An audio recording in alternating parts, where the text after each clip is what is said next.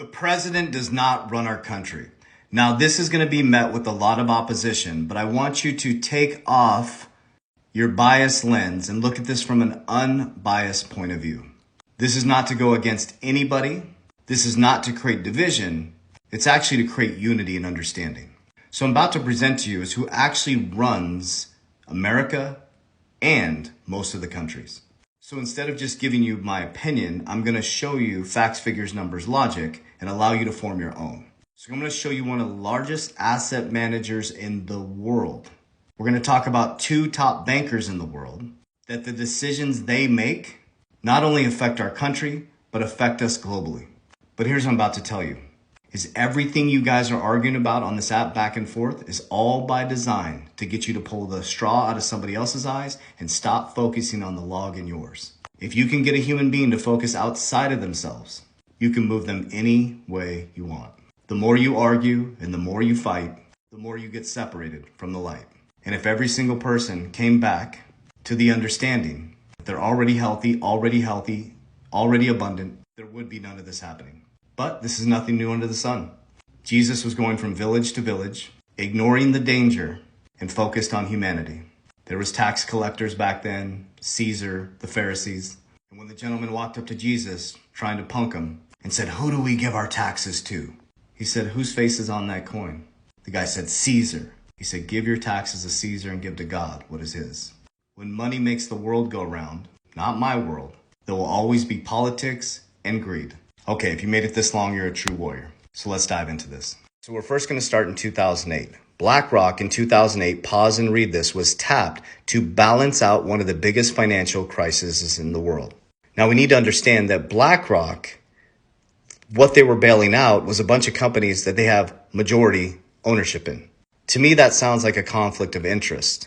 But BlackRock is managing people's assets. So BlackRock doesn't actually own the companies. The people's assets that they entrust BlackRock with own the companies. But still, BlackRock is a majority share owner in most of the companies that they help the Federal Reserve bail out.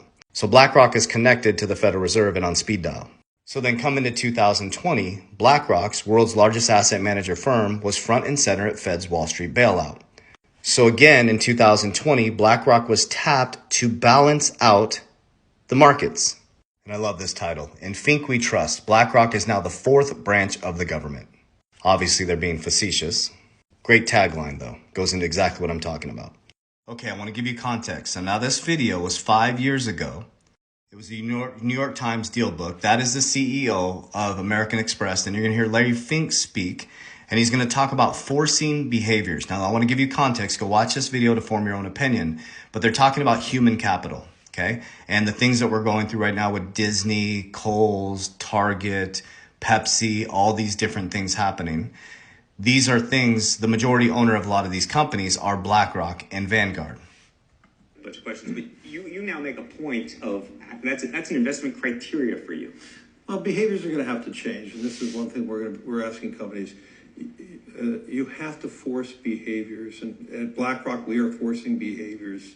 54% of the incoming class are women. We added 4 more points in terms of diverse employment this year. And what we are doing internally is if you don't achieve these levels of impact, your compensation could be impacted, okay? We're doing the same thing. And so it's just, you have to force behaviors.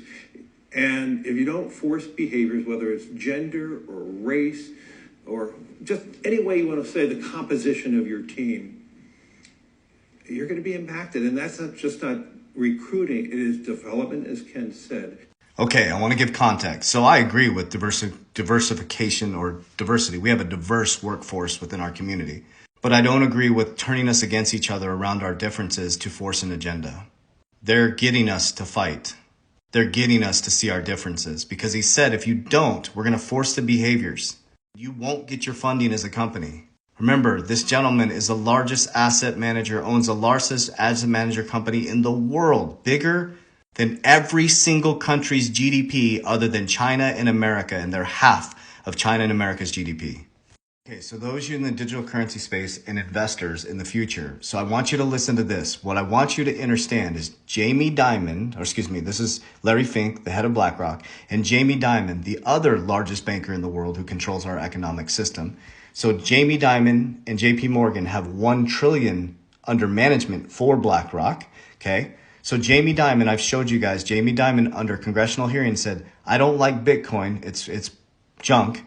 But blockchain is here to stay. DLT is here to stay. Listen to what Larry Fink says about DLT. They're all repeating the same things. They're making you think crypto's a fraud because of Bitcoin. I'm not against Bitcoin. I'm not saying that I have Bitcoin.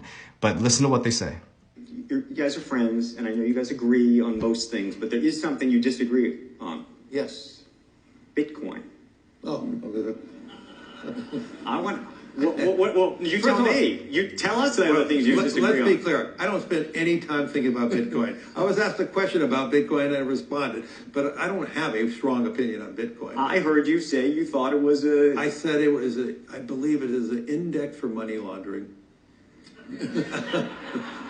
That sounds very familiar to Jamie Dimon's narrative. These guys are very connected. Listen to what he says, just like Jamie Dimon under congressional hearing around blockchain. Okay. So my view. Hands in the payment business. But I could sit. Look, let me just finish. I do believe there's a great need for distributive ledgers, and I do believe there's a great need for private blockchains and all that. So I understand the technology. We're spending a lot of time on it. If you're asking me the question about that specific one blockchain, that's what I think it is. Was 5 years ago. This is 2023. 14 trillion earthquake. Fidelity and BlackRock are quietly laying the groundwork for the next Bitcoin, Ethereum, and crypto price. So again, I'm not against anybody. I'm just trying to give you a different perspective. This will always be the same. It's nothing new under the sun. The middle class is moving down to the working poor. The wealth gap is going to become greater and greater because you're fighting about things that they want you to fight about. The 1% cooperates way better than we do. So they're giving you the blueprint. DLT, blockchain. Bitcoin will be here. It will be a store of value. They let their wealthy clients invest in Bitcoin and Ethereum, but not their regular everyday clients. All you're watching is a political narrative play out. You're watching a systematic change in your financial system. And you as the head of household have the opportunity, that's what they don't like, you have the opportunity to invest in these speculative, very speculative assets. But if you have a proper game plan, you stop thinking vertical, go to school, get a job, get a 401k, go to school, get a job, cryptocurrency. That is a poor man and woman strategy. That's why very few people that have a 401k retire wealthy. That's why very few people who just focus on crypto end up wealthy. They end up losing everything because they don't understand how to secure and grow. You need to read The Richest Man in Babylon. That changed our life the last 4 years. So we use speculative boom and bust cycles to pull profits. We secure it in things like insurance, whole life policies, IUL.